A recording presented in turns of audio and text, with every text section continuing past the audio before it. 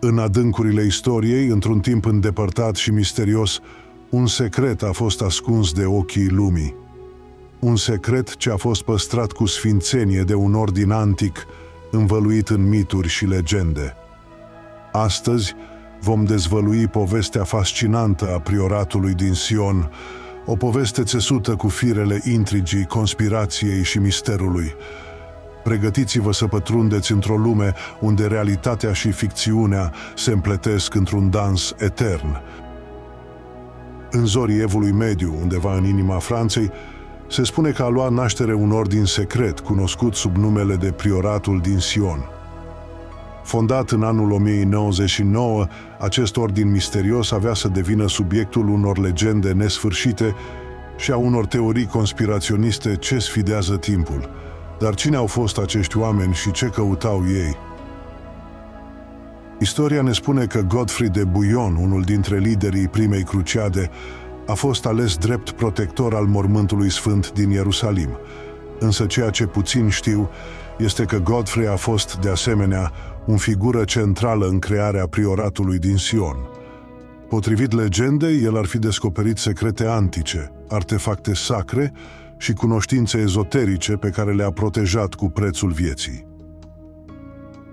Ordinul templierilor, faimos pentru curajul și devotamentul lor, a avut o legătură profundă și misterioasă cu prioratul din Sion. Se spune că templierii, în misiunile lor secrete și căutările lor de artefacte, ar fi colaborat strâns cu membrii prioratului. Această alianță secretă ar fi fost fundamentul multor povești despre comori ascunse și secrete interzise. Un alt element central în legenda prioratului sunt manuscrisele și codexurile ce conțin secretele lor.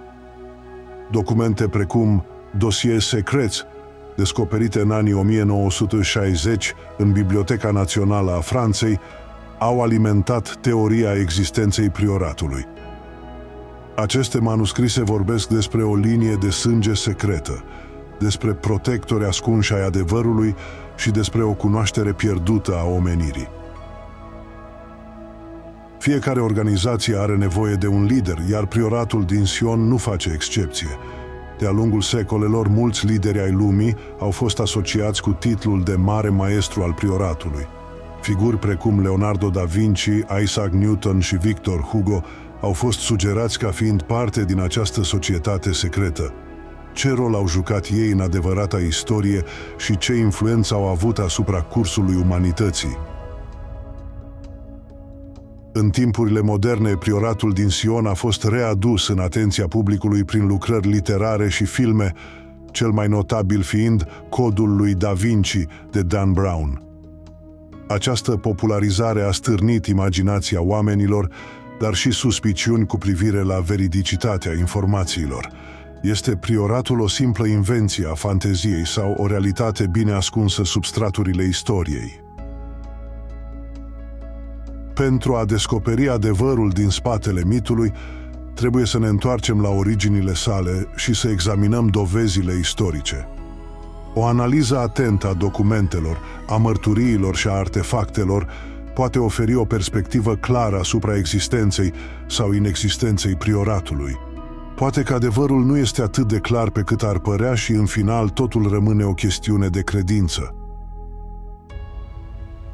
Indiferent dacă prioratul din Sion este o realitate istorică sau o fantezie bine construită, moștenirea sa rămâne în cultura populară.